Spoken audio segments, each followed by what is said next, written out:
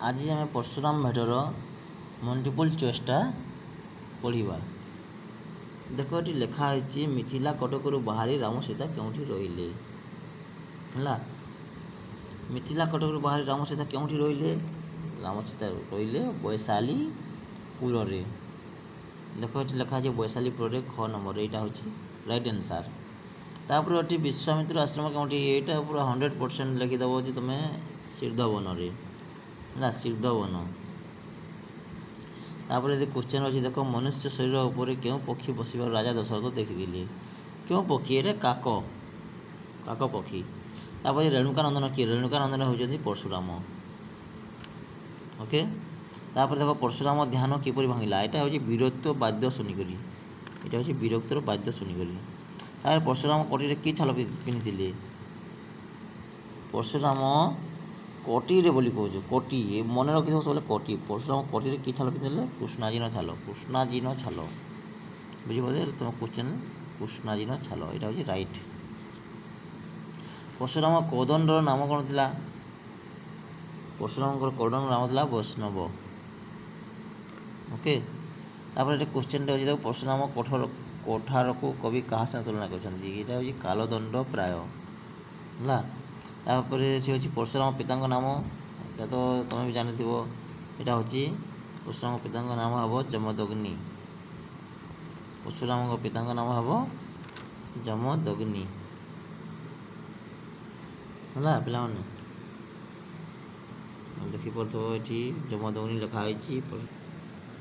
भूगुपति किए, भूगुपति किए ये देख ये लिखाई भूगुपति किए, भूगुपति किए भूगुपति होती परशुराम। शिवधनु रे क्यों असुर मृत्यु होता, त्रिपुरासुर है। तापर परशुराम कौन थिले, परशुराम थिले कौन क्षत्रिय थिले है, क्षत्रिय थिले परशुराम। परशुराम परशुराम देख ये गोटे क्वेश्चनटा अच्छे जो बहुत इंपोर्टेंट सब बेले पड़े। परशुराम भेट कवितार कवि किए पूरा इंपोर्टेंट मन रख, ये बलराम दास कवि सब मन रखी बोली मुझे सब बेले कहे मुझे बोली। तापर देख परशुराम भेट क्यों पुराण ग्रंथरू आसी, परशुराम भेट क्यों पुराण ग्रंथरू आसी, परशुराम भेट जगमोहन पुराण ग्रंथरू आसी राइट आंसर।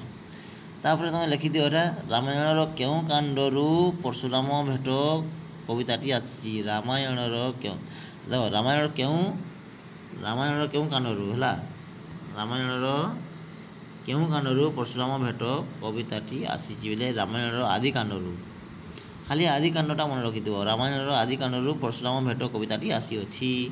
तापर सीता स्वयंवर रामचंद्र क्यों धनु भंगन करथिले, सीता स्वयंवर रामचंद्र क्यों धनु भंगन करथिले, सीता स्वयंवर रामचंद्र शिवधनु भंगन करथिले शिवधनु। तापर परशुराम क्या सहित भेट होगा कथा कवितार कहुई, परशुराम क्या सहित भेट होगा कथा कवितार कहले परशुराम श्री रामचंद्र सह भेट होगा कथा कवितार कहुई श्री रामचंद्र।